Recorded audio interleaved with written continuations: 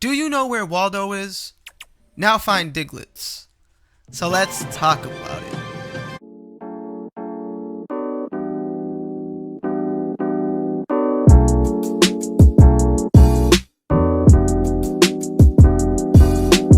Nintendo has done it again with the new Pokemon DLC, Isle of Armor. The character cast including Mustard, Clara, Avery, as well as Honey, Mustard's wife, Hyde, and his son. Just to let you know, it's Clara if you have Sword, Avery if you have Shield. Including the Digging Pa, Digging Ma, they also make an appearance in the Isle of Armor.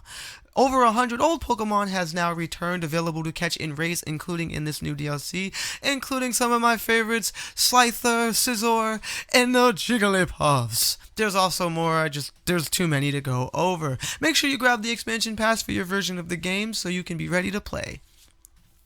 You start the DLC catching a train ride in Windhurst to the now available new location, greeted by Clara or Avery depending on your version of the game. For this review, we will mainly be focusing on the Switch version. So I was greeted by Clara, who right off the bat is very pushy and rude. She is somewhat of a savage and wants all of the spotlight and all of the smokes. She stops you before making it to the dojo, but as you do, you're greeted to some of the new dojo classmates who end up recruiting you into the dojo clan. Mustard is the king of the dojo, and he sends you on an adventure to finish the 3 trials to gain the dojo armor. After completing the trials, you are awarded the legendary Cub Fu. He sends you to bond with this Cub Fu to increase friendship. And once you accomplish that goal, your true challenge awaits, taking Cub 2 to a tower of your choice.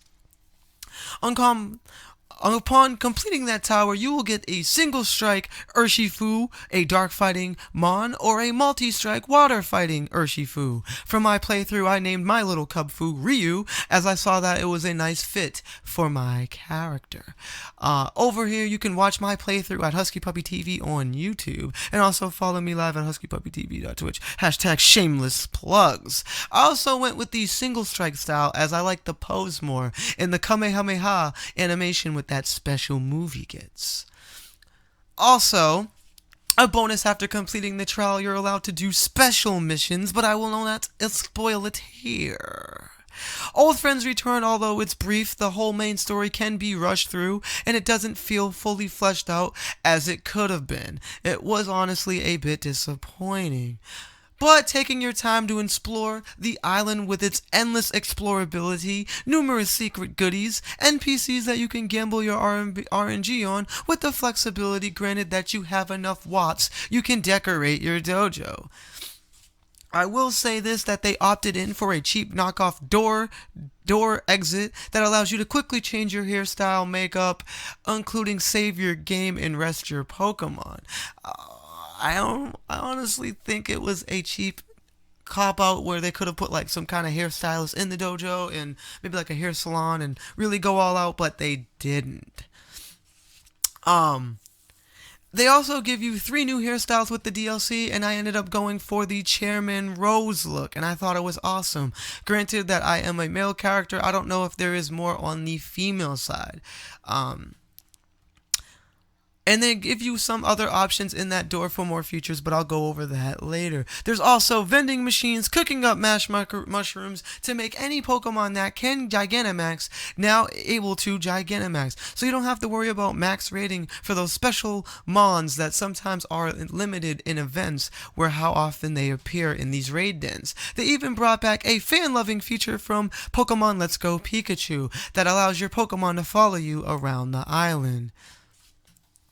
If you're feeling a bit fancy and want to take on the challenge, there's a bunch of Diglets that are lost, and there is an NPC that will reward you when you find them all. I collected all 151 Diglets personally myself, and it took a few hours. Pro tip, if you read the sign next to him, it'll tell you how many Diglets you have missing around each part of the island. It's a very helpful thing to know, as I didn't know until I was 3/4 my way done with the Diglet hunt.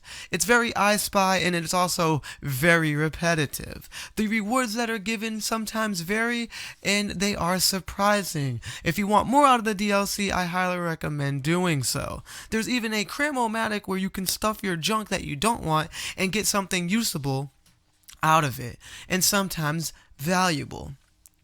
Lastly, I will say after you finish the DLC, you can find a rare special reward, but you're just gonna have to play it for yourself to see what it is. The overworld island in itself is gorgeous, and honestly the graphics are even better than the base game. It's just a beautiful island to kick up on your feet, lay back and get your Pokemon vacation on.